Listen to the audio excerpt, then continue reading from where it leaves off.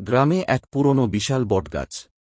দিনে সবাই বসে গল্প করে, কিন্তু রাতে কেউ যায় না। ছোট্ট ছেলে গোপাল কৌতূহলী হয়ে যায়, ভূত আসলে সত্যি আছে কি? গোপাল রাতে চুপি চুপি গাছের নিচে যায়। বাতাসে হু হু শব্দ, গাছের ডাল নড়ে। হঠাৎ একটা সাদা ছায়া নড়ে উঠে গাছের ফাঁক থেকে বেরোয়। গোপাল ভয় পেয়ে যায়, কিন্তু সাহস করে দাঁড়িয়ে থাকে। ছায়া কাছে আসতেই দেখা গেল ওটা আসলে এক ভূতের ছায়া, তবে তার মুখে দুঃখ। ভূত বলল, আমি কোনো ক্ষতি করি না, এই গাছের নিচে আমার কবর। শুধু চাই মানুষ আমাকে ভয় না পাক। গোপাল ভয় না পেয়ে বলল, আমি তোমাকে ভয় করব না, আমি সবার কাছে বলবো তুমি খারাপ নও।